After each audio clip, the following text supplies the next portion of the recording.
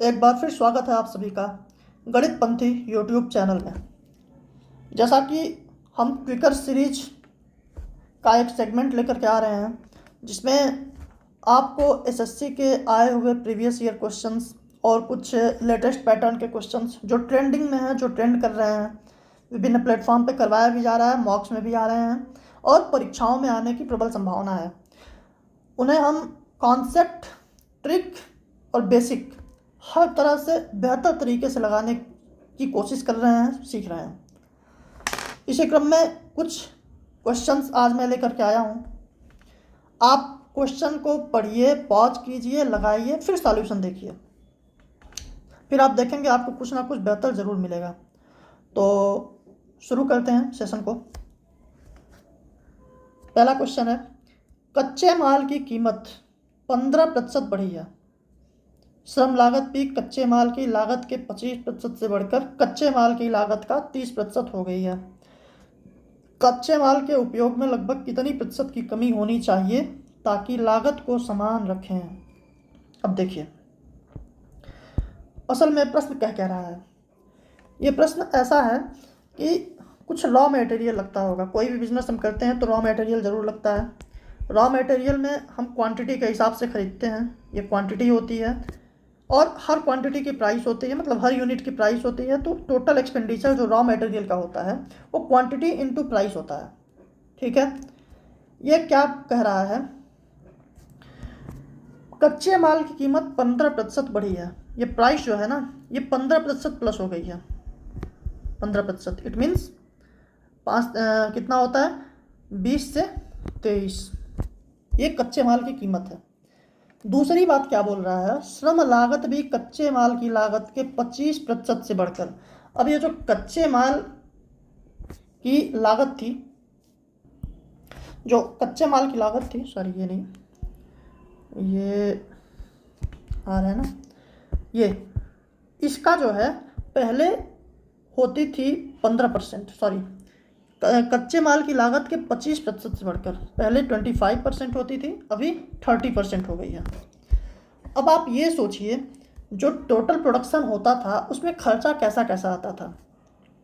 एक तो खर्चा आता था कच्चे माल के प्राइस का, ठीक है, मतलब क्या होता था, क्वांटिटी जो यूज होती थी उससे कच्चे माल का प्राइस होता था और कच्चे माल के प्राइस से, अब आप समझिए, जो प्राइस होता था कच्चे माल का, इसका 25%, अगर हम कहते हैं कच्चे माल के प्राइस का 25% अगर हम निकालते हैं, मतलब जो भी आपका आता है, कहने का मतलब ये, अगर कच्चा माल 100 है, कच्चे माल का प्राइस 100 है, तो उसका 25%, मतलब 25 लेबर कास्ट होती थी। तो आप सोचिए टोटल कास्ट क्या होता था। 100 कच्चा माल का लग गया और लेबर का 25 रुपये लग गया, तो 125 लगता था टोटल। आप यही कहते हो ना, मतलब कहने का मतलब ये है कि अगर हम इस प्राइस का सीधा 125% निकालते तो हमें टोटल खर्चा पता चलता कितना खर्चा हो रहा है। फिर से समझिए, जैसे कच्चा माल है, कुछ भी कच्चा माल, अगर मान लो कच्चा माल 100 रुपये का है तो उसका 25% लेबर कास्ट होता था और टोटल जो हमारा खर्चा आता था 125 आता था। ठीक है, टोटल हमारा खर्चा 125 आता था। तो 100 में हम 25 अगर जोड़ें या फिर डायरेक्ट 100 का 125 निकाल लें, बात तो वही होती है ना, 125 ही होती है ना। बस मैं ये कहना चाहता था। अब आप समझो दोनों केसेस क्या क्या हो रहे हैं। पहले raw material in the sense Q into P. आप मान लो पहले X रॉ मटेरियल यूज होता था जिसकी प्राइस उस टाइम 20 होती थी, इंटू और जो मजदूरी होती थी, जो लेबर कास्ट होता था, वो 25% होता था, 125। ठीक है, अब हमें क्वांटिटी सेम रखनी है, मतलब सॉरी क्वांटिटी घटानी है ताकि ये खर्चा सेम रहे। तो खर्चा सेम है, क्वांटिटी अब मान लो वाई हो रहा होगा खपत, प्राइस तो इसकी 23 हो गई है। और अब अच्छा देखिए, 125% या 100 में लिखता, यहाँ भी 100 लिखता, फिर ये 100 कट जाता, इसलिए 100 का कोई मतलब नहीं है। ठीक है, 125 होता था, अब जो है लेबर कास्ट 30% हो गया है, 30। ठीक है, काटते हैं 20 30 और अब X by Y is equal to क्या हो जाएगा, 23 तियाँ, सॉरी ये एक था ना 130, 13 तियाँ 39, 9 80 लगा 3, 13 दूनी 26, 3 29, 299 अपान 125 दूनी 250। मतलब पहले जो मटेरियल यूज होता था क्वांटिटी 299, अभी 250 हो रही है। कितना घटाए हम, घटा दिए हम 49, कितने में से 299 से, इंटू 100। आप इसको लगभग में 300 लिख सकते हो, तो ये दोनों कट हो जाएंगे, 3 से इसको काटोगे 16.38 ऐसे समथिंग आएगा, इट मीन 17% आंसर। समझ में आया? ना समझ में आया तो आप कमेंट सेक्शन में पूछ सकते हैं, बाकी उम्मीद करते हैं समझ में आया होगा। कहने का मतलब ये था, जो भी मटेरियल यूज होता था उसका 20 उसकी प्राइस थी उस टाइम, और ये जो प्राइस थी इसका 125% जब हम निकालते थे तो पूरा खर्चा आता था। मतलब 25% उससे ज़्यादा लेबर कास्ट होता था, तो 25% निकाल के जोड़ो या फिर पूरा निकाल लो 125। बाद में क्वांटिटी वाई हम कर दिए, प्राइस 23 हो गई थी, अब हम 25 की जगह 30% निकालते थे तो 130% निकालना पड़ता था। उम्मीद है आपको बेहतर तरीके से समझ में आ रहा होगा। ये अप्रॉक्स 17%। ठीक है, चलते हैं हम अगले क्वेश्चन पे। हाँ, ये प्रश्न देखिए, ये बहुत ही शानदार प्रश्न है। एक दुकानदार 22 रुपये पर किलोग्राम क्रय मूल्य वाला संतरा आनंद और साक्षी को 25 रुपये प्रति किलोग्राम पर बेचता है। यदि आनंद को वह गलत तौल का प्रयोग करके 1 kg के बजाय 950 ग्राम तौलता है। अच्छा, यहाँ आप एक चीज़ समझिए, जो इसके पास ये 22 का संतरा है ना, ये 1000 ग्राम है। मतलब इसके पास या तो 22 रुपये की वैल्यू है या तो 1000 ग्राम की वैल्यू है। ये 1000 जो संतरा लाया है 1000 ग्राम, वो 22 रुपये देकर लाया है। ये इंपॉर्टेंट चीज़ समझिए। दो अलग अलग लोगों को 25 रुपये पर किलो के हिसाब से दोनों को बेच रहा है आनंद और साक्षी को। ठीक है, टोटल प्रॉफिट 7.76 रुपये का हो रहा है। ठीक है, अच्छा आप एक बात बताइए, 22 रुपये पर किलोग्राम पे दोनों लोगों, मतलब 2 किलो लाया होगा तभी 2 को बेच पा रहा है, मतलब उसका इन्वेस्टमेंट कितना रहा होगा, 44 रुपये का। ठीक है, सेलिंग प्राइस कितनी हुई होगी, 25 के हिसाब से 50 रुपये, यानी कि प्रॉफिट 6 रुपये तो सीधा निकाल लिया वो। ठीक है, एक्स्ट्रा प्रॉफिट क्या निकल के आ रहा है, एक्स्ट्रा प्रॉफिट है जो 7.76, एक्स्ट्रा प्रॉफिट 1.76 का है, ये आप समझिए 1.76 का। अच्छा, अब आप एक चीज़ समझिए, 44 रुपये में जो 44 रुपये का उसका संतरा था वो 2000 ग्राम था। अब इस 2000 ग्राम में से जितना वो बचा पाया होगा वही 1.76 रुपये के बराबर होगा। तो अगर 44 रुपये का मतलब 2000 ग्राम था, तो 1.76 रुपये का मतलब कितना होगा, 176 गुणे 20/44, 22 दूनी 44, 22 बट्टे और 2 दहिया में 80 ग्राम। अब आप सोचिए, आनंद को गलत तौल का प्रयोग करके 1 किलोग्राम के बजाय 950 ग्राम तौलता है। मतलब आनंद के टाइम उसने कितना बचा लिया है, 50 ग्राम। उसे टोटल बचाना कितना है, 80 बचाना है। तो साक्षी के टाइम 30 ग्राम बचाएगा वो बस, यानी कि 970 ग्राम का यूज करेगा। टोटल उसको 80 ग्राम बचाना था। उम्मीद है आपको बेहतर तरीके से प्रश्न समझ में आया होगा। इसको करने का सबसे लाजवाब और बेहतरीन तरीका है ये। ठीक है, आगे चलते हैं अगले क्वेश्चन पे। ये देखिए, हर महीने एक आदमी 20 किलो चावल, 8 किलो गेहूं खाता है। चावल की कीमत गेहूं की कीमत का 20% है। मतलब प्राइस जो है चावल और गेहूं का, गेहूं की कीमत का 20%, ये 5 है, तो चावल की कीमत कितनी है, 1 है। ठीक है, जिसके परिणाम स्वरूप चावल और गेहूं के लिए कुल मिलाकर 300 प्रति माह का खर्चा होता है। यदि गेहूं की कीमत में 20% की वृद्धि होती है तो 300 के समान खर्च को बनाए रखने के लिए चावल की खपत में कितने प्रतिशत की कमी की आवश्यकता है। ठीक है। अच्छा आप एक बात बताइए, हमें परसेंटेज ही निकालना है ना। जब परसेंटेज ही निकालना हो तो ये 300 कहीं काम नहीं आएगा। इसका रेशियो ले लेते हैं हम, 4 पच्चे 20, 4 दूनी 8। अभी क्या सवाल हो गया, 5 किलो चावल खा रहे हैं, 2 किलो गेहूँ खा रहे हैं। एक्सपेंडिचर क्या हो रहा होगा, 5 किलो चावल, चावल की प्राइस है 1, 5 किलो खा रहे हैं तो कितना चावल का खर्चा आएगा 5। 2 किलो गेहूँ, 5 का इनका खर्चा है, 2 पच्चे 10। ठीक है। अभी क्या हुआ है, अभी बोल रहे हैं गेहूं की, अच्छा टोटल खर्चा यहाँ से देख लीजिए ना, 15 का आया है। अभी क्या बोल रहे हैं, गेहूं की कीमत में 20% की वृद्धि हो जाए।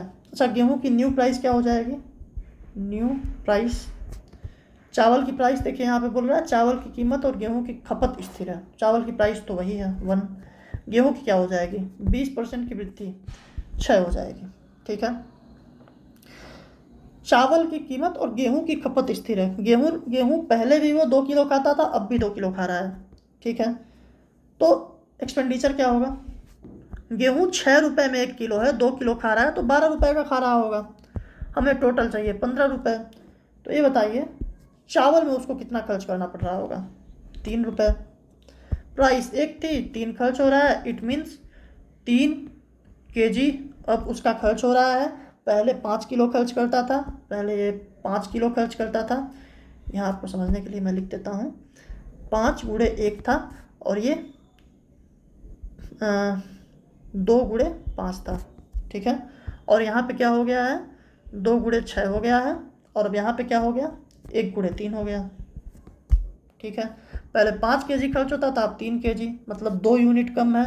कितने में, 5 में 40%। तो मुझबानी आपको याद होनी चाहिए 40% आंसर। बस किसी चीज़ का कोई यूज़ नहीं हुआ, सिंपल, बस सोचना था आपको। ये 15-15 बराबर ही होना था। उम्मीद है आपको बेहतर समझ में आया होगा। खुद से भी लगाने की कोशिश कीजिएगा, बाकी तरीक़ों से लगा सकते हैं लेकिन ये बेस्ट अप्रोच है। अच्छा यहाँ पे देखिए, यहाँ पे एक कॉन्सेप्ट होता है जिसको हम बोलते हैं MPG, मास पॉइंट जियोमेट्री। ठीक है। इसमें बेसिकली होता क्या है, कोई भी सेगमेंट अगर है, इसको अगर हम ब्रेक करते हैं, ब्रेक किसी रेशियो में, तो जिन रेशियो में हम ब्रेक करते हैं, ये आप मान लो 2:3 में ब्रेक किए, तो जो वेट आता है, ये जो 3 है, 3 का वेट इधर और 2 का वेट इधर, यूँ, ये इसे बैलेंस करता है। बैलेंस कैसे, 3 दूनी 6, 2 तियाँ 6। और जो पेग होता है, पेग मतलब आप समझो जो मूल बिंदु इसका है, वहाँ पे इन दोनों का सम आता है 5, 3 और 2 का, मतलब हमने बैलेंस किया, इसको सीधा किया। ठीक है। इसी चीज़ का प्रयोग हम इस सवाल में करेंगे, आप इसको चाहें तो नोट कर लीजिएगा, बाकी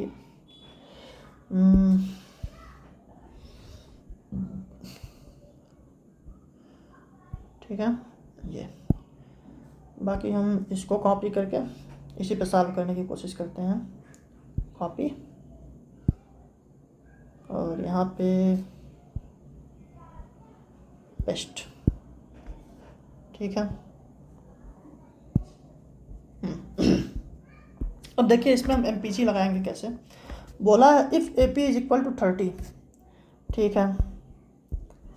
ये दोनों हमें बराबर दिखाई दे रहा है, बराबर मतलब ये 1 होगा, ये भी 1 होगा।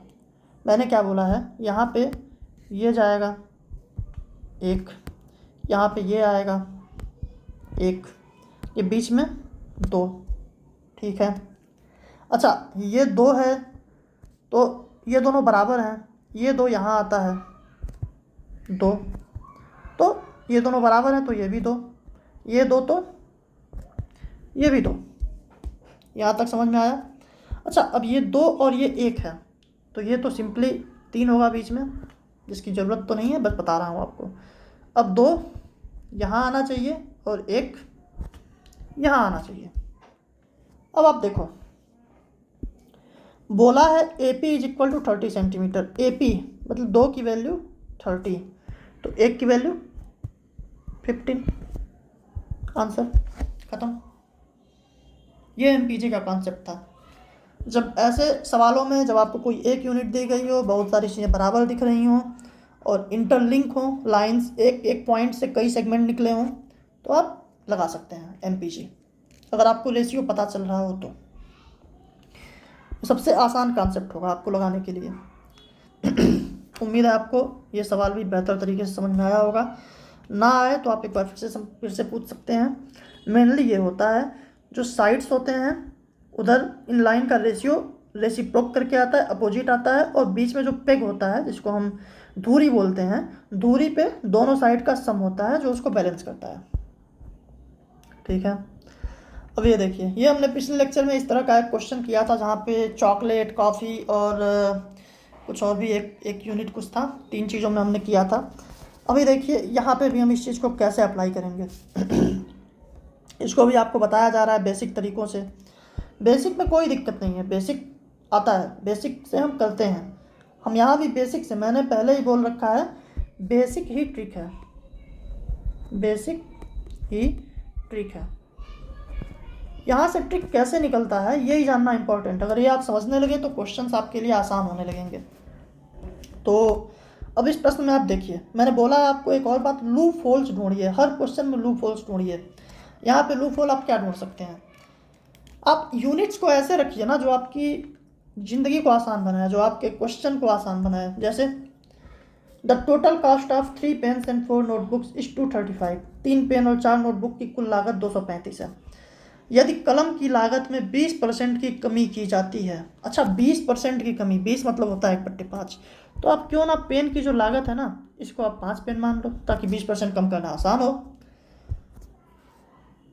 और नोटबुक की लागत में 10% की वृद्धि की जाती है। 10% 1/10, तो इसको जो नोटबुक है इसको 10N मान लो। ठीक है, 5P 10N, ताकि आपको बढ़ाने और घटाने में आसानी हो। ठीक है। अब क्या बोल रहा है, कमी की जाती है और नोटबुक की लागत में 10% की वृद्धि की जाती है, तो 2 पेन और 3 नोटबुक की कुल लागत 172 रुपये होगी। 7 पेन 5 नोटबुक की कुल लागत क्या है। ठीक है, सॉल्व करते हैं। 3 पेन 4 नोटबुक, 3 पेन मतलब 3 गुणे 5, सीधा लिखिए ना, 3 × 5 = 15 पेन, 15P प्लस 4 नोटबुक, एक नोटबुक 10 का है तो 4 40N is equal to 235। Okay. अब क्या बोल रहा है, नोटबुक की लागत में 10% की वृद्धि कर दी गई। ये पहले था, लिख देते हैं पहले। अब जो नई लागत है इसमें पेन में 20% की वृद्धि की गई है, 20% की कमी मतलब 4P हो गई है, और नोटबुक में 10% की वृद्धि तो 11N हो गई है। ठीक है। तो अब 2 पेन और 3 नोटबुक की कुल लागत, 2 पेन मतलब 8P, 2 चौक 8P plus 3 notebook 33N is equal to 172, ये बोला है। आप एक चीज़ देखो, मतलब पहले तो आप ये देख लो पूछा क्या है। 7 पेन 5 नोटबुक की मूल कीमत, original price, original cost. 7 pen 5P 1 pen का था, 7 पेन का 35 पेन प्लस 5 पेन 10 था तो 50 नोटबुक, 5 नोटबुक 50 नोटबुक, हमको ये निकालना है। ठीक है। आप एक चीज़ देखो, यहाँ पे क्या हो सकता है, यहाँ पे घटाने पे क्या मिल रहा है, 7P प्लस 7N। ये ऐसा नहीं है कि मैं घटा दिया या फिर कुछ इसमें रॉकेट साइंस है। आप भी देखोगे तो कुछ ना कुछ तो बनेगा ना यार, सॉल्व तो करना है। इसको सॉल्व करने के लिए कहीं ना कहीं तो हम जाएंगे। तो यहाँ पहला रास्ता हमें यही दिख रहा है, इज इक्वल टू, घटाते हैं, 5 में से 2 गया 3, 13 में से 7 गया 6, 63 रुपये। हमें 35 पेन चाहिए ना, यहाँ हमें दिख रहा है अगर हम 5 का मल्टीप्लाई कर दें तो ये तो मिल जाएगा, 35 pen plus 35 notebook is equal to 63 बच्चे, 6 बच्चे 30, 3 बच्चे 15, 315। अब यहाँ पे आप देखिए, हमें जो पता है वही हम लिखेंगे। हमें पता है 35 पेन प्लस 35 नोटबुक, लेकिन हमें 50 नोटबुक चाहिए, तो हमें यहाँ पे प्लस 15 नोटबुक और लिखना पड़ेगा। ये हमें पता है, क्या है ये हमें पता है 315 है, प्लस 15n का नहीं पता है। यानी ऑप्शन 15n मतलब ऑप्शन 315 से जो भी ज़्यादा होगा वो 15 का मल्टीपल होगा। यही तो हम पढ़ते आ रहे हैं, यही पिछले क्लास में हमने पढ़ा था, 15 का मल्टीपल होगा। 315 से कितना ज़्यादा है, प्लस 60। ये कितना ज़्यादा है, प्लस 50, प्लस 50। ठीक है, सॉरी यार क्या लिख रहे हैं। और ये कितना ज़्यादा है, प्लस 40। ये कितना ज़्यादा है, प्लस 70। 15 का मल्टीपल कौन सा है, इकलौता ऑप्शन 375 आंसर। ना P निकालना ना N निकालना, बस ऑप्शन देख के आंसर। हाँ, अगर यहाँ पे कुछ तकलीफ हुई होती तो हमें फर्दर एक्शंस करने होते, नो डाउट। बट मैं ऑब्जर्व कर रहा हूँ क्वेश्चंस ऐसे ही बनते हैं, जो भी क्वेश्चंस पूछे जा रहे हैं एग्जाम में, या फिर वो यूनिट सीधा बन जाएगी। ये जो डाटा है ये सीधा कहीं ना कहीं से बन रहा होगा, या तो कुछ ऐसा उसमें एक आध ऑप्शन सेट किए होंगे जो आपका आंसर बनेगा। उम्मीद है मैं समझा पा रहा हूँ और आप समझ पा रहे हैं। आगे चलते हैं। ये देखिए, बिक्री मूल्य, selling price is tripled, cost price doubled, profit would become 65%। ये पकड़िए, कॉस्ट प्राइस डबल्ड, सीपी जो है ना ये डबल्ड हो गई, 200 हो गई। ठीक है, प्रॉफिट कितना हो गया, 65%। 200 का 65% कितना होता है, 100 का 65 होता है, तो 200 का 130 होता है। ठीक है, ऐसे में सेलिंग प्राइस आपको क्या दिख रही है, 200 प्लस 130 इज इक्वल टू 330। ये सब क्या हुआ है, यह हुआ है कि कॉस्ट प्राइस डबल हुई है, प्रॉफिट 65% हुआ है, और जो बिक्री मूल्य है वो 3 गुना हुआ है। ये जो हुआ है, और जो है ओरिजिनल वाला वो तो ये 100 रही होगी। ठीक है, ये डबल हुआ था ना, ये जो है ये 3 गुना हुआ था, मतलब ये 110 रहा होगा। ऐसे में आपको प्रॉफिट क्या दिख रहा है, 10 दिख रहा है। आंसर क्वेश्चन प्रॉफिट 10 रहा होगा। क्वेश्चन में कुछ भी नहीं था, बस जानना था कि अप्रोच कैसे करना है। आसान अप्रोच क्या हो सकता है, नहीं तो बताने के लिए रेशियो निकलवा दिया जाएगा आपसे, कास्ट प्राइस, सेलिंग प्राइस, ये सब नौटंकी है, कुछ भी फंसना नहीं है। तो हाँ, ये प्रश्न देखिए, ये प्रश्न काफ़ी अच्छा है। इसमें करेक्शन है, किसी वस्तु को की चिन्हित कीमत उसकी लागत कीमत से 60% अधिक होती है, और इसकी लागत कीमत 750 रुपये अधिक होती है। ये नहीं, लागत कीमत 750 रुपये है, इसकी लागत कीमत 750 रुपये ही है, 750 रुपये होती है। इसे 20% और X% की लगातार 2 छूट देने के बाद 710 रुपये 40 पैसे में बेचा जाता है। ठीक है, तो करते हैं। सबसे पहले तो आप बताओ, लागत कीमत 750 थी, चिन्हित कीमत 60% अधिक थी, तो चिन्हित कीमत क्या रही होगी, 750 रुपये गुणे 60% अधिक, मतलब 60% मतलब क्या होता है, 3/5, मतलब अधिक मतलब 8/5। ठीक है, 150 गुणे 8, 15/120, 1200 रुपये इसकी जो है MP है।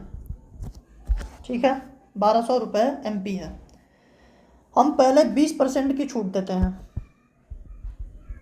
After first discount.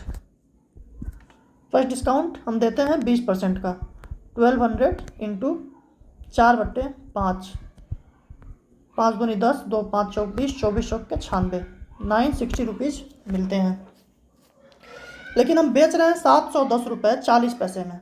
आप सोचो उससे कितना ज़्यादा है, 710 में 200 जोड़ेंगे, 910 और 50 और, तो सॉरी 200, 7 दूनी 9 होता है 250, लेकिन 40 पहले से है तो 249.60 इतने का हम छूट दे रहे हैं। ये D2 है, ये D1 था। D2 हम दे रहे हैं इतना, कितने पे? 960 पे गुणे 100। ये इसका कितना परसेंट है? 10 से 10 कट हो गया और ये दशमलव हट जाएगा तो 2496 अपन 96। ठीक है, काट लेंगे। 16 छक्का 96, 16 एक नम 16, 8, 16 पच्चे 80, 16 छक्का 96, 6 से इसको काटेंगे, 6 दूनी 12, 3 छचिया 36। ओके, 26%। ये क्या आया है? x आया है, x है 26%। 1.5x क्या होगा? 26 का 1.5 गुना 39%। अब ये पूछ रहा है ना उसका नुकसान कितना, नुकसान क्या होगा, उसका प्रतिशत नुकसान क्या होगा अगर 60% अधिक कीमत थी, जो चिन्हित कीमत थी। चिन्हित कीमत हमें पता है कि जैसे उसका लागत तो 100 रहा होगा, चिन्हित कीमत 160 रही होगी, उस पर ये 39% की छूट दे रहे हैं, तो इनका नुकसान कितना होगा? 39 की छूट दे रहे हैं तो 61 ले रहे होंगे, 61/100। ठीक है, 0 से 0 और 10 को ऐसे रहने देते हैं। 16 एक 16, 6 हासिल लगा 1, 16 छक्का 96, 1 97 और 976 है, 976, 97.6 ये आ रहा है, मतलब 2.4% का नुकसान हो रहा है। यहाँ से देखेंगे तो 2.4% का नुकसान हो रहा है। इतना ही आपके सवाल में करना है, बाकी कुछ भी नहीं है। ठीक है, उम्मीद है ये भी आपको बेहतर तरीके से समझ में ज़रूर आया होगा। तो चलते हैं अगले प्रश्न पे। समझ में आया होगा आपको, हालांकि क्योंकि 60% बढ़ाया था लागत मूल्य को।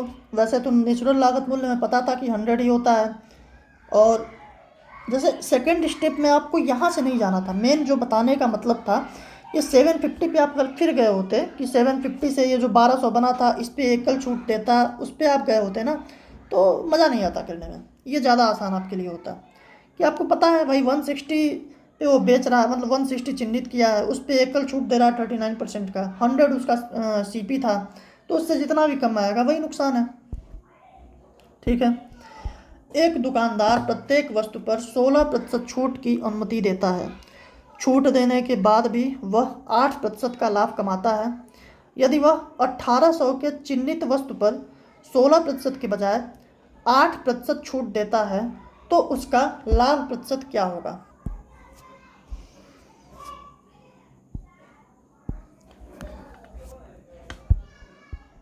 एक दुकानदार प्रत्येक वस्तु पर 16% छूट की अनुमति देता है।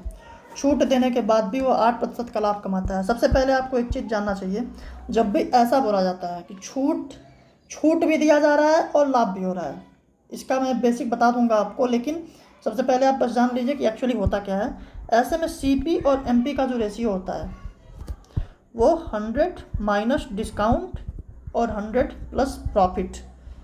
ये इतना यूज़फुल है कि आप अंदाज़ा भी नहीं लगा सकते हैं इसका उपयोग कहाँ कहाँ होता है। तो प्रत्येक वस्तु पर 16% छूट की अनुमति देता है। छूट देने के बाद भी वह 8% का लाभ कमाता है। यदि वह 1800 के लिए चिन्हित वस्तु पर 16% के बजाय 8% की छूट देता है तो उसका लाभ प्रतिशत क्या होगा?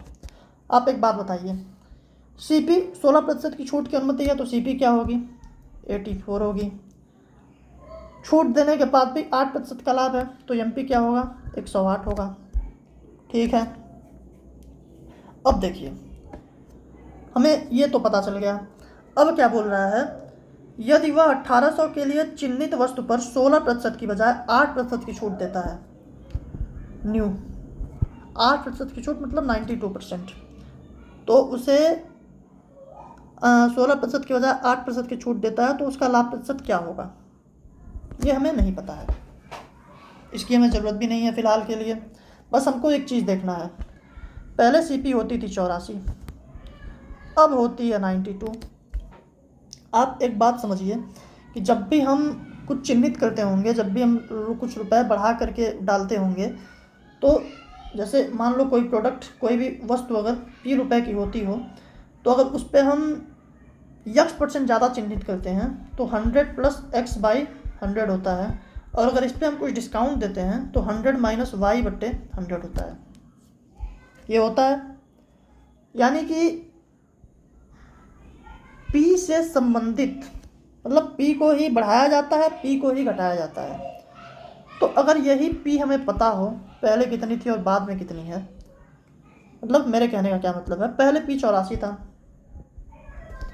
तो हमें प्रॉफिट कितना होता था, छूट देने के बाद भी 8% का प्रॉफिट होता था, 108 होता था ये। अब 92 है, प्रॉफिट कितना होगा 92 इंटू 108 अपन 84, 12 सत्ते 84, 12 नवा 108, ठीक है। फिर हम भाग दे लेते हैं, लंबा गुणा कर लेते हैं, 9 दूनी 18, 88 लगाए, 9 9 81 1 82, 828 बट्टे 7, 7 एक 7 1, 7 एक 7 5, 7 बट्टे 56 2, 7 दूनी 14 6, 7 बट्टे 56, मतलब लगभग 18.28% के आसपास लाभ दिख रहा है। देखिए इकलौता ऑप्शन खत्म, इतना ही था क्वेश्चन। मतलब आपको ये बस पता करना था, 84 पहले था, कास्ट प्राइस अब 92 है, 84 था तो 108, 8% का लाभ होता था, अब 92 है तो 118, मतलब उतने का लाभ हो रहा है, ठीक है।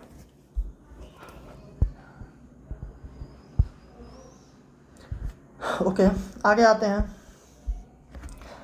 आदित्य ने अनुच्छेद यक्स को, सॉरी अनुच्छेद मतलब आर्टिकल लिखा है ना, आर्टिकल को अनुच्छेद बोल दिया, वस्तु है ये और ये भी वस्तु है, ठीक है। वस्तु x को 23% के लाभ पर और वस्तु y को 13% के नुकसान पर बेचा। उन्होंने पूरे लेन देन में 180 रुपये का लाभ अर्जित किया यदि अनुच्छेद x की कीमत अनुच्छेद y से 90 रुपये कम है। अच्छा, अनुच्छेद x मान लीजिए, अनुच्छेद x की जो कॉस्ट प्राइस है 100x है, अनुच्छेद y की 100y है। बोला है कि यदि अनुच्छेद x की कीमत अनुच्छेद y से 90 रुपये कम है, x की कीमत y से, मतलब x की कीमत अनुच्छेद y से 90 रुपये कम है ना, ठीक है। 100 कॉमन ले लेंगे तो y माइनस एक्स दिया हुआ है, ठीक से लिखते हैं, y माइनस एक्स दिया हुआ है 90 रुपये कम है ये, y माइनस एक्स आपको पता चल गया 9/10। देखिए हम आसान कैसे बनाते हैं इस क्वेश्चन को। यक्स को 23% के लाभ पर, 23% का लाभ क्या होता है 23x होता है। y को 13% के नुकसान पर, 13% का नुकसान क्या होता है 13y होता है।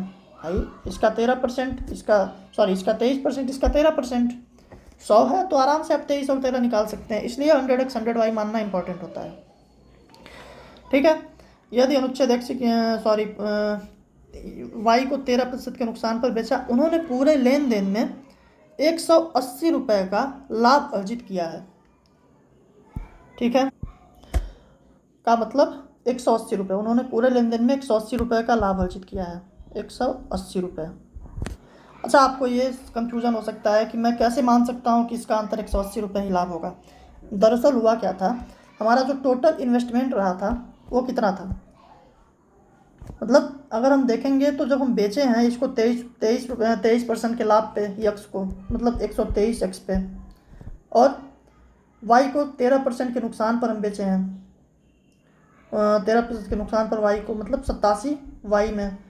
इसमें से अगर हम 100x माइनस 100y अगर हम करते हैं, यही तो हमारा नुकसान है, जो नुकसान हो रहा है, तो ये 23x आ रहा है माइनस 13y आ रहा है, यही तो हम लिखे हैं, नुकसान तो हमारा यही है ना।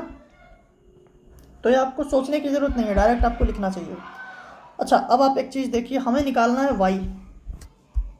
y निकालना है, तो हम इसको ऐसे बनाते हैं ताकि y हमारा सुरक्षित रहे। तो हमें बनाना चाहिए y माइनस एक्स की तरह इसको, ताकि हम वैल्यू आसानी से रख पाएँ। तो y माइनस एक्स कैसे बनेगा, जब हम 23 को कॉमन ले पाएँ, 23x माइनस 23y, अच्छा माइनस 23y है, हमें माइनस 13 चाहिए तो प्लस 10y ऐड कर दीजिए, इज इक्वल टू 180, ठीक है। 23 कामन लेंगे, x minus Y plus 10y is equal to 180।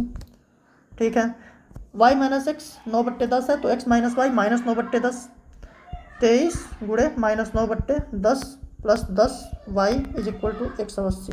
ये मैं समझाने के लिए इतने स्टेप लिख रहा हूँ, नहीं तो इतने स्टेप की ज़रूरत नहीं है, आप भी जानते हैं। ठीक है, हाँ अब हम क्या करेंगे,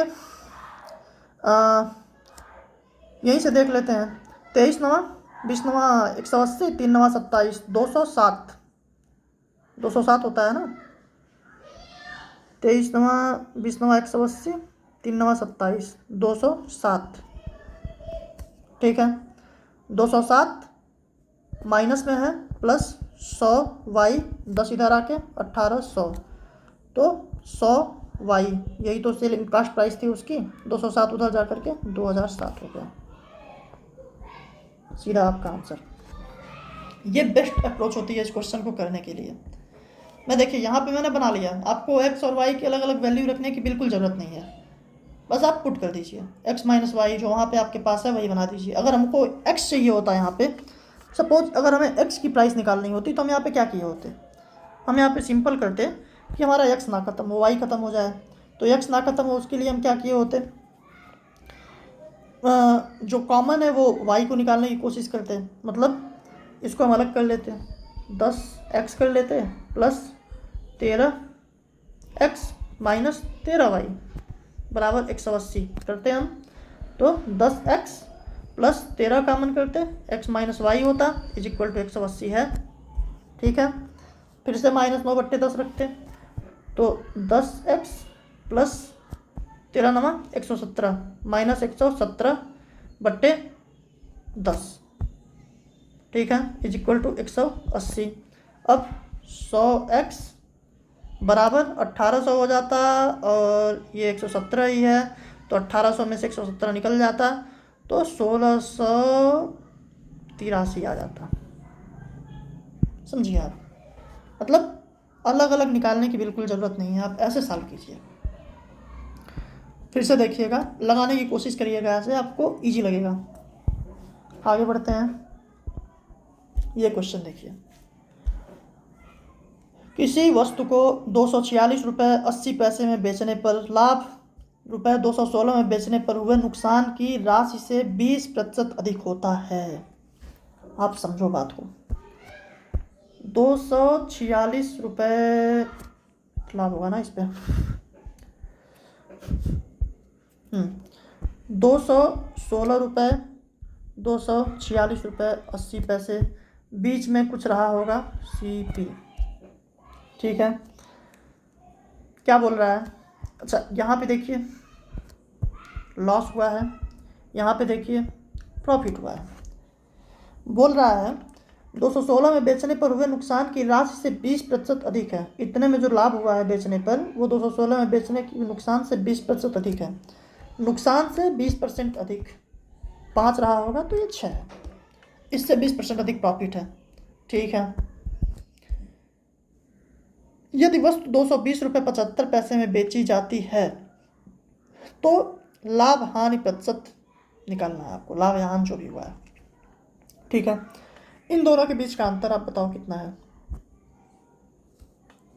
साफ साफ आपको दिख रहा है 30 रुपये 80 पैसे। ठीक है, ये किसकी वैल्यू है, 6 और 5 11 की वैल्यू है 30 रुपये 80 पैसे। ठीक है, तो एक की वैल्यू 11 दूनी 22 .11/88। ठीक है, 2.8 28 बच्चे होता है 140, 0.1 स्थान पर लगेगा तो 14.0 मतलब 14, यानी कि CP कितनी रही होगी, 14 रुपये का लॉस हो रहा था 216 में बेचने पर, तो CP रही होगी कितनी आपकी 230। सिंपल है। अब बोल रहा है 220 रुपये 75 पैसे में बेची जाती है, तो पहली चीज़ तो होगा नुकसान, प्रॉफिट तो हटा दो, प्रॉफिट हटा दो। ठीक है, 220 रुपये 75 पैसे में बेची जा रही है, तो आप ऐसे समझो, निकालने को आप निकाल सकते हो वैसे भी, लेकिन मैं कह रहा हूँ ना, इसका एक बार आप 5% निकाल के देख लो ना, अगर 5% का नुकसान होता तो कितना कम मिलता आपको। 1 0 से 1 0 खत्म हो जाता, 5 दूनी 10, 2 1 9 2, 2 1 9 2, 11.5। 230 रुपये था, 230 में से 11.5 अगर कम हो जाता तो वो तो आपको साफ साफ दिख रहा है ना, 219 के भी नीचे, 200, हाँ 219 के भी नीचे आपको मिल पाता, मतलब 218.5 मिलता। लेकिन मिल तो रहा है 220.75, यानी कि 5% नहीं नुकसान हुआ, केवल 4% नुकसान है। बस कुछ भी नहीं घटाना, कुछ भी नहीं जोड़ना, जस्ट गो थ्रू ऑप्शन, क्या कट रहा है क्या बच रहा है। उम्मीद है आपको बहुत बेहतर समझ में आ रही होंगी चीज़ें। अच्छा, एक क्वेश्चन ये भी देखिए, यहाँ भी मैं आपको बताऊंगा क्वेश्चन को पढ़ के ना स्मार्टली आप कैसे मानोगे, क्या मानोगे, ये बहुत इंपॉर्टेंट है। क्वेश्चन तो आप कैसे भी लगा लोगे, लेकिन मानने का जो तरीका है वो आपके क्वेश्चन को इतना आसान बनाएगा जिसकी आप कल्पना नहीं कर सकते हैं। वर्ष ए और बी की आय का पिछले वर्ष ए और बी की आय का अनुपात 4:3 था। पिछले वर्ष और वर्तमान वर्ष की उनकी व्यक्तिगत आय का अनुपात क्रमशः 3:4 और 5:6 है। आप एक चीज़ समझो ना, 3:4 मतलब ए की जो है ना वो 3 से 4 बढ़नी चाहिए, यहाँ पे 4 ही है, इसमें 3 और अगर रहे ना तो हम बढ़ा पाएंगे 3 से 4 आसानी से। यहाँ पे 3 है, इनकी 5 से 6 बढ़नी चाहिए, यहाँ पे 5 रहे तो हम 5 से 6 आसानी से बढ़ा पाएंगे। इनके लिए 3 की ज़रूरत है, इनके लिए 5 की ज़रूरत है, तो क्यों ना हम इसको 15 के हिसाब से लेके चलते हैं। मतलब 15 चौके 60, 15 तिया 45। ये क्या है, इनकम है ए और बी की पिछले साल की, लास्ट ईयर की, ठीक है। वर्तमान प्रेजेंट में इनकम क्या होती है, बोल रहे हैं कि ए और मतलब ये तो पता चल गया ना, 15 चौके 60, 15 तिया 45। उनकी व्यक्तिगत आय का अनुपात क्रमशः 3:4 है। 3:4, 20 तिया 60, 20 चौक 80, 5:6, 9 पच्चे 45, 9 छक 54। यदि वर्तमान वर्ष के लिए उनकी कुल आय 8.04 लाख है कुल आय, तो पिछले वर्ष बी की आय थी, ठीक है, पिछले वर्ष बी की आय क्या थी निकालना है आपको। हाँ, तो आप यहाँ से देख सकते हैं कुल आय जो वर्तमान ईयर की है 8 5 13, 134 की वैल्यू दी गई है, 8.04 लाख, इट मीन्स 8,04,000 ना, 8,04,000 यही आएगी ना, 8,04,000, ठीक है। हमें निकालना है 60 की वैल्यू कितनी हो सकती है। तो ये देखिए कट रहा होगा, आप एक अंदाज़ा लगाइए, 4 छक 24 होता है, 4 छक 13, 13 छक 78, 4 छक 24, 780 और 24 804 हो गया, 6,000 आ गया एक का मान। हमें निकालना था बी निकालना था, बी की आय पिछले वर्ष, तो 45 गुणे 6,000 कितना होता है, 0 0 0, 6 25 30 शून्य से लगा 3, 6 चौक 24 3 27, यानी कि 2,70,000, 2.7 लाख। खत्म। ये डाटा आसान मानने का तरीका था, उससे आपने इतना अच्छा इसको लगा पाया, नहीं तो मुश्किल होता, निश्चित ही मुश्किल होता। तो अब आते हैं एक और बेहतरीन सवाल ही है ये, स्प्रिट और पानी के मिश्रण की 3 बोतलें, 2 3 3 4 7 5 हैं। पहले 10 लीटर तो दूसरी, यदि पहले 10 लीटर तो दूसरी बोतलों के 21 लीटर को लिया जाता है। तीसरी बोतल की कितनी मात्रा निकालनी है ताकि 3 बोतलों का अंतिम मिश्रण एक संबंधी एक हो। पहले से 10 लीटर, दूसरी से 21 लीटर, तो तीसरी से बोल रहे हैं, ठीक है। तो हम कह सकते हैं स्पिरिट है, पानी है, ठीक है। बोतल नंबर 1, बोतल नंबर 2, बोतल नंबर 3, ठीक है। यहाँ से बोल रहे हैं 2 संबंधी 3, पहले से 10 लीटर निकाल रहे हैं, 2 संबंधी 3 मतलब 2 संबंधी 3 है, 10 लीटर निकलना है, तो 5 का मतलब 10 है, 1 का मतलब 2 है, तो 2 दूनी 4 है और 3 दूनी 6 है। दूसरे से बोल रहे हैं 21 लीटर को लिया जाता है, 3 संबंधी 4 है, 4 3 7 त्रिक 21, तो 3 त्रिक का 9, 4 तियाँ 12। तीसरे से हमें नहीं पता है कि हमें कितना लेना है, लेकिन ये पता है कि मिश्रण जो है वो एक संबंधी एक में हो जाना चाहिए। अच्छा, एक बात हमें लेकिन पता है कि तीसरे से भी हम 7 संबंधी 5 के अनुपात में ही निकालेंगे, ठीक है, 7 संबंधी 5 में ही निकालेंगे। मतलब यहाँ पे हम शायद 7x निकाल रहे होंगे और ये 5x निकाल रहे होंगे। अब 9 4 13, 7x में हम जब 13 जोड़ेंगे तो एक संबंध एक हो जाना है ना, तो ये बराबर होना चाहिए 5x में जब हम 18 जोड़ रहे हैं। तो 2x में हम निकालेंगे 5 आ रहा है, तो x is equal to 2.5। x is equal to 2.5। Total कितना था? 12 था। 7 5 12, x इज इक्वल टू 12 गुणे 2.5, 12 दूनी 24, 6 30 लीटर इसका आंसर हो गया। आप इसमें कभी ऑप्शन से जाने की कोशिश मत करना कि तीसरे में 7 संबंधे 5 है तो कोई ऑप्शन कट जाए, नहीं। 12 से 36 को मत काटना, मुश्किल हो जाएगी आपको ये सवाल। सबसे इजी तरीका है, वैसे भी कुछ है नहीं इसमें। बस बात यह है कि मैं किसी को देखा था, वो इन वैल्यूज़ को बराबर करना चाहते थे। पहले बराबर करने की क्या ज़रूरत है, कुछ भी तो नहीं है इसमें। बात तो एकदम साधारण है ना क्वेश्चन में। अच्छा, अब ये एक क्वेश्चन देखिए, ये एक बड़ा अजीब सा क्वेश्चन मुझे मिला था किसी मॉक में। एक्चुअली इसमें बोल क्या रहा है ना, ये बोला कि एक समकोण त्रिभुज एबीसी में बी एक मध्यिका है और बी डी एक कोण समद्विभाजक है। ये बी डी जो है एक कोण समद्विभाजक है। डी ई और डी ए डी और ई सी की लंबाइयाँ इसी क्रम में समांतर माध्य में हैं। समांतर माध्य आप जानते ही हैं, जो ये सीरीज होती है ए प्लस टी और ए प्लस 2d, ऐसी वाली जो सीरीज होती है। यदि ए सी की लंबाई 10 सेंटीमीटर और ए बी जो है वो बी सी से बड़ा है, ठीक है। यहाँ पे जो फिगर दिया गया था, लिटरली मैं आपको बता रहा हूँ, ए बी को बी सी से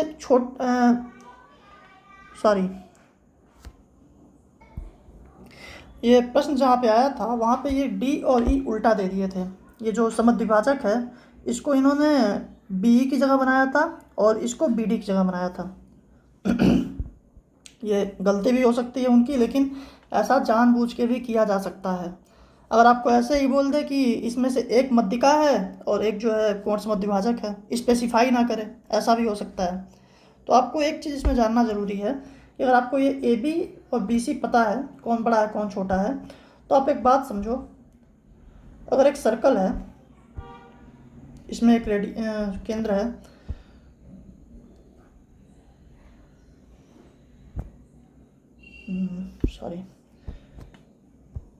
मतलब आप ऐसे मान लो, अगर एक समकोण बन रहा हो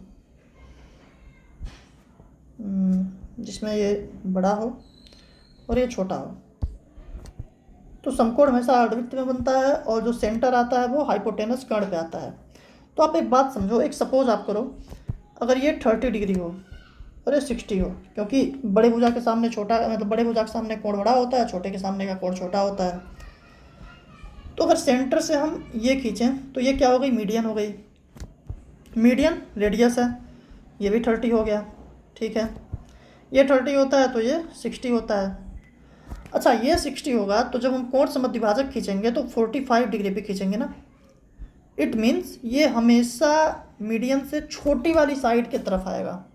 ये इंपॉर्टेंट है। यहाँ तो मैंने करेक्ट कर दिया था, नहीं तो उन्होंने उल्टा किया था, डी और ई को इंटरचेंज किया था। आपको ये समझना है कि ये छोटी भुजा के साथ, मतलब छोटी भुजा की तरफ जाएगा, ठीक है। अब इस सवाल को देखते हैं क्या बोल रहा है। ये कह रहे हैं बी ई मध्यिका है। मध्यिका है मतलब क्या हो गया? ये लेंथ और ये लेंथ इक्वल होगी, ठीक है। और इसकी लंबाई दी है एसी की 10, ये है 5 और ये टोटल है 5, ठीक है। बोल रहे हैं D E A D E सी की लंबाइयाँ इसी क्रम में समांतर माध्य में है। डी ई मतलब अगर डी ए है, समांतर माध्य क्या होता है? A plus D two A plus D, ठीक है। अगर डी ई मतलब ए है तो ए डी मतलब ए प्लस डी है और ई सी मतलब ए प्लस 2d है। ए प्लस 2d का मतलब दिया हुआ है 5 और टोटल हम अगर देखते हैं तो 3a प्लस 3d, अरे 2a नहीं, सॉरी, यहाँ पे a प्लस 2d था ना, 3a प्लस 3d का मतलब टोटल हमको पता है 10 है, a प्लस d हमको पता चल गया 10/3 है। अगर a प्लस d 10/3 है मतलब ये जो है 10/3 है। ये टोटल 5 था, टोटल 5 था ना, तो a कितना आ जाएगा 10/3 मतलब 5 माइनस 10/3, 3×5 = 15, 5/3 आ गया ये। ठीक है, अब यहाँ से क्या पता चल रहा है, हमें एक चीज़ पता है, ये जो एंगल बाइसेक्टर होता है अगर इसको m/n में डिवाइड करता है तो इसका भी रेशियो m/n का ही होता है, इस लाइन का भी। तो अगर हम यहाँ से देखेंगे तो AD मतलब 10/3 है, और ये टोटल 5/3 प्लस 5, 5 या 15, 5 20/3 है। ये टोटल जो है 20/3 है, यहाँ से लेके यहाँ तक, और ये यहाँ से लेके यहाँ तक 10/3 है। 10/3 20/3 आपको दिख रहा है, एक संबंधित 2 का रेशियो होगा। ठीक है, मतलब एक संबंधित 2 अगर x है तो ये 2x है। पाइथागोरस लगा देंगे, x² plus 4x² is equal to 10 दहान 100, 4 1 5x², 5 बीसम 100, तो x इज इक्वल टू 5 बीसम 100, तो x इज इक्वल टू 2 दूनी 4, 2 कड़ी में 5, ये आ जाएगा 2 कड़ी में 5, और ये आ जाएगा 4 कड़ी में 5। BC की लंबाई पूछा था, 4 कड़ी में 5 आंसर हो जाता है। ठीक है, आपको एक चीज़ यहाँ पे मैं बताऊँ, अंदाज़ा आपको एक लगाना चाहिए था। जैसे पहली चीज़ तो 10, कर्ण की लंबाई 10 है, आपको एक ट्रिपलेट पता है 6 8 10 का होता है। 10 मालूम है, 6 और 8, तो आपको ऑप्शन में एक 6 दिख रहा है। ठीक है, लेकिन आपसे बोला गया है कि BC जो है बड़ी है, BC बड़ी है और BC की लंबाई पूछी गई है, लेकिन 6 8 10 वाले ट्रिपलेट में 8 जो है बड़ा होता है, तो 6 आपका आंसर नहीं बन सकता था, पहली चीज़। अब आपको यहाँ पे एक चीज़ सोचना चाहिए था कि अगर पूर्णांक का ऑप्शन नहीं बन पाया, 6 नहीं बन पाया, तो 6 8 का बात खत्म हो गया। 10 के साथ पूर्णांक में बस यही पॉसिबल था, 6 8 और 10 बने। इट मीन्स पूर्णांक नहीं बना तो 6 नहीं बना, 3 नहीं बना। अब बचता है 4 कड़ी में 5 और 3 कड़ी में 5। एक बार आप इसका स्क्वायर करके देखिए, 4 मतलब पहले गलत वाले का करके देखते हैं, इसका करके देखिए, 3 3 9 5 45, 55 आपको चाहिए। 55 कहीं से बनेगा, कड़ी में 55 कुछ भी नहीं होता है इसके साथ। 4 कड़ी में 5 का आप करके देखते हैं, 4 चौक 16 5 80।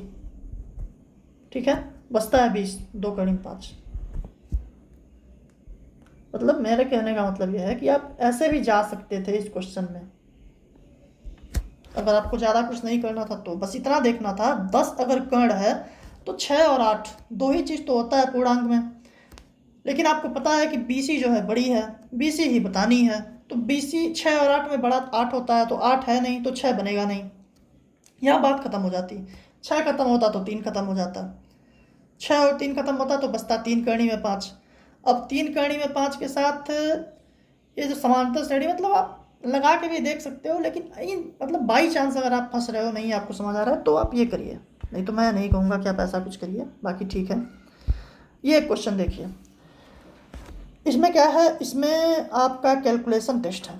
कैलकुलेशन टेस्ट कैसे, क्या करोगे आप, 2,56,000 रुपये की मशीन है, जो MP इसका है, एक मशीन पर इतने रुपए का चिन्हित मूल्य पर 12% की छूट दी जाती है पहले, फिर नगद छूट दी जाती है, उसके बाद मशीन को 2,05,000 में बेचा जाता है, नगद छूट प्रतिशत पूछा गया है।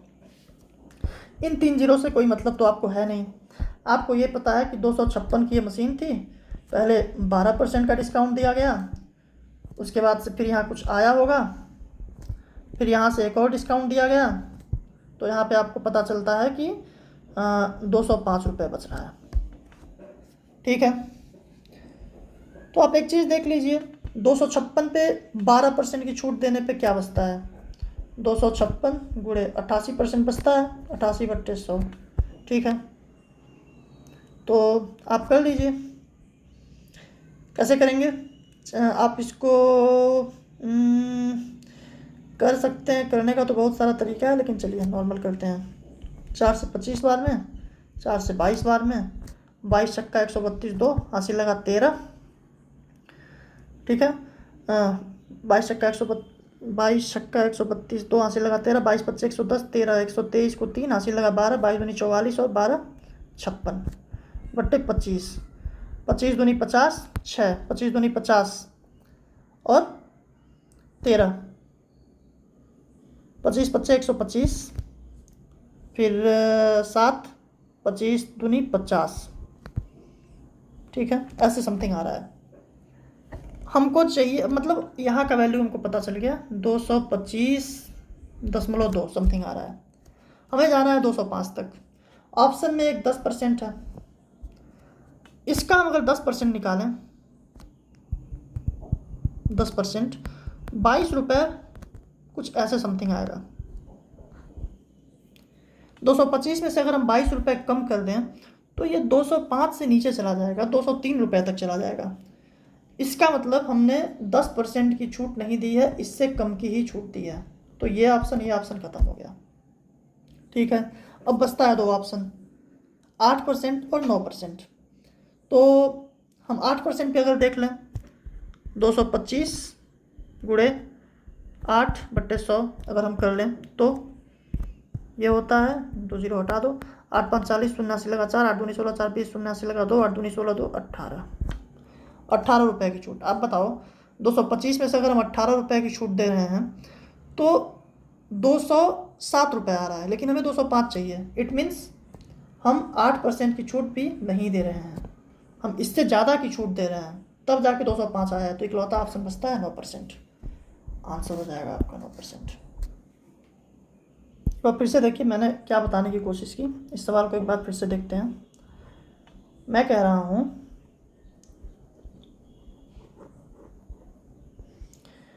इसका तो मतलब है नहीं 0 0, हमें 256 से कुछ डिस्काउंट लेना है, मतलब 12% का डिस्काउंट लेना है।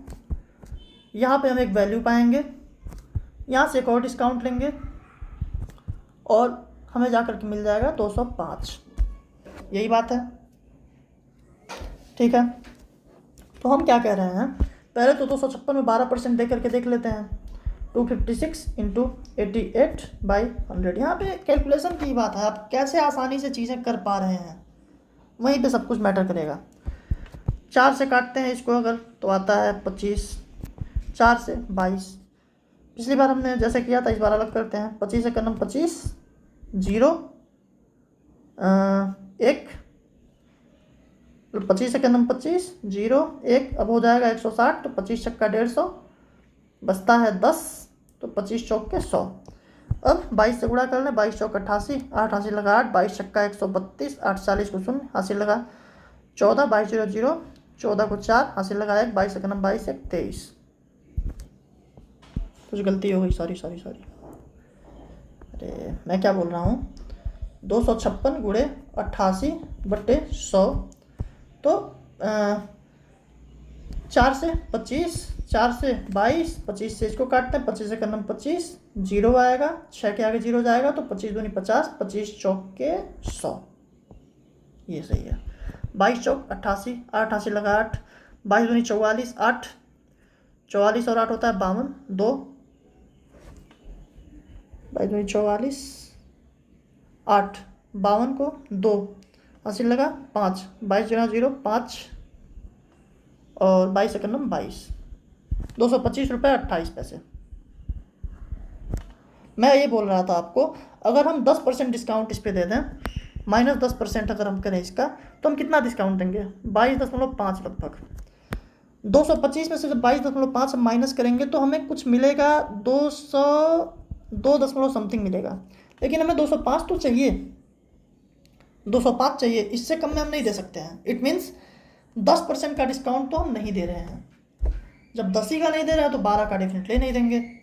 अब बचता है 2 ऑप्शन, 8% और 9%। तो 8% निकाल लें अगर, 225 गुणे 8 मतलब होता है 8/100 करते हैं, 8 5 40, 0 हासिल लगा 4। यहाँ पे गुणा क्यों हम कर रहे हैं, तो आसानी से कर सकते हैं ना। 25 चौक के 100, 25 नवा 225, 9 अठे बात 4 दूनी 8, 9 दूनी 18, ऑलमोस्ट 18 रुपये का। तो भी हमें 207 रुपये मिल रहा है, लेकिन हमें 205 रुपये ही चाहिए। इट मीन्स हम 8% का डिस्काउंट भी नहीं दे रहे हैं, हमें थोड़ा और डिस्काउंट उनको देना चाहिए, मतलब 9% का डिस्काउंट देना चाहिए। 18 का डिस्काउंट देते तो 207 रुपये मिल रहा होता, लेकिन 205 ही रुपया चाहिए, तो 8 से 9% का दे देंगे डिस्काउंट। बस यही कैलकुलेशन है इसका। हाँ, एक और क्वेश्चन जो करना बड़ा इम्पोर्टेंट है। इसमें जो मेन बात ये थी, हम इस क्वेश्चन को करते टाइम जो सबसे बड़ी गलती करते हैं वो ये करते हैं कि हम इसको तुरंत 4 को 2 कर देते हैं, 2 1 3 कर देते हैं। यही नहीं करना है हमें। y इस 1 को तो इधर ला सकते हैं, लेकिन ये कड़ी में 3 प्लस 2 इसको इधर ही रखिए। एक बार स्क्वायर करते हैं, y square plus 1 minus 2y is equal to 3 4 7 plus 4 करनी में 3। ठीक है, अब दूसरा काम हमें करना है कि 4 पावर में जाना है और रूट भी ख़त्म करना है। It means Y square minus 2y, 7 को इधर लाएंगे तो माइनस 6 इज इक्वल टू 4√3। फिर से स्क्वायर करते हैं, y 4 plus 4y square plus 36 minus 2 into ये तो 2 दूनी 4y क्यूब। ठीक है, प्लस 2 दूनी 4 4 24y। ठीक है, फिर माइनस 2 छक्के 12y square is equal to 4 चौक 16 तियाँ 48। ठीक है, हमें चाहिए 2y पे 4 और 8y क्यूब। तो 2y पे 4 अगर हम 2 का गुणा इसमें करते हैं तो 2y पे 4 तो मिल गया। ठीक है, प्लस 2y पे 4 मिल गया, 2y पे 4 y क्यूब में देखते हैं, 2 का गुणा करना है ना, तो 4y क्यूब पहले से था, 2 का गुणा किया तो माइनस 8y क्यूब मिल गया। 4y square minus 12y square मतलब माइनस 8y स्क्वायर, तो 2 का गुणा कर दिए माइनस 16y स्क्वायर। ठीक है, अब क्या बचा, 24y बचा है, तो ये हो जाएगा 48y। 48 इधर आएगा तो माइनस 12 होगा, तो माइनस 24 इज इक्वल टू 0। हमें चाहिए कितना, अब उसकी तरफ हम देखते हैं। 2y पे 4 है माइनस 8y क्यूब है minus 6y square, 6y square ना, यानी कि हमारे पास 16 था तो हमारे पास बचा कितना, माइनस 10y स्क्वायर बचा है। ठीक है, और प्लस 28y, 48y था तो प्लस कितना बचा है 20y। ठीक है, माइनस 84, हमारे पास 24 था और माइनस 84, यानी कि हमने 60 अगर इसमें ऐड करेंगे तो आएगा ना, प्लस हमारे पास 60 बचा है। ठीक है, ये हमारा बन गया। अब ये जो चीज़ें बची हैं उधर भेज देते हैं, तो minus 10y plus 10y square हो जाएगा, प्लस 20y माइनस 20y हो जाएगा, प्लस 60 माइनस 60 हो जाएगा। ठीक है, अब हम देखेंगे यहाँ पे देखिए, अगर इसमें से हम 10 कॉमन कर लें, y square minus 2y minus 6, तो 10 गुणे इसकी वैल्यू 4 करनी में 3 है, तो 40 करनी में 3 इसका आंसर हो जाएगा। इसमें जो मेन चीज़ बतानी थी वो यही थी कि आपको ये पैटर्न फॉलो करना है। ये नहीं कि 4 को आप देखें 2 बना तो 2 1 3 कर दिए, आप फंस जाएंगे, उत्तर निकालना मुश्किल हो जाएगा, बहुत मुश्किल हो जाएगा आपके लिए। ठीक है, तो कमेंट में ज़रूर बताइए सेशन आपको कैसा लगा। हमने कोशिश की है सवालों को बेहतर तरीके से करने की। ये क्वेश्चन आपको मैंने कैलकुलेशन के हिसाब से बताया। यहाँ पे आपको जैसे ही 225 रुपये 28 पैसे मिलते हैं, आपको पता चलता है कि 10% घटाने पे तो 22 रुपये घट जा रहा है, यानी कि सीधा 203 चला जा रहा है, लेकिन 205 चाहिए तो 10% तो दे नहीं सकते, 10 नहीं दे सकते तो 12 का सवाल ही नहीं उठता है। 8 दे करके देख रहे थे तो 208 रुपये बचा रहा था, 207 रुपये, लेकिन हमें 205 बचाना था तो 8 भी नहीं दे सकते थे, थोड़ा और देना था डिस्काउंट, तो 9 दे दिया। ठीक है, बाकी ये प्रश्न आपने देखा, इसको आप जा सकते थे, कैसे भी कर सकते थे। तो उम्मीद है सेशन आपको पसंद आया होगा। बाकी कुछ अगर डाउट्स हैं, कहीं कुछ त्रुटि भी दिखती है, कहीं कुछ मिस्टेक दिखती है, या फिर कहीं कैलकुलेशन में एरर होता है, जो भी है, आपको जैसा भी है प्रतिक्रिया आप ज़रूर दीजिए कमेंट सेक्शन में। बाकी मिलते हैं नेक्स्ट वीडियो में, फिर मैं माइक के साथ आऊँगा तो आवाज़ और क्लियर आएगी, इको भी नहीं आएगा। बाकी पढ़ते रहिए, हम आते रहेंगे, मिलते रहेंगे। Thank you. और पसंद आया तो लाइक शेयर सब्सक्राइब जान ही रहे हैं।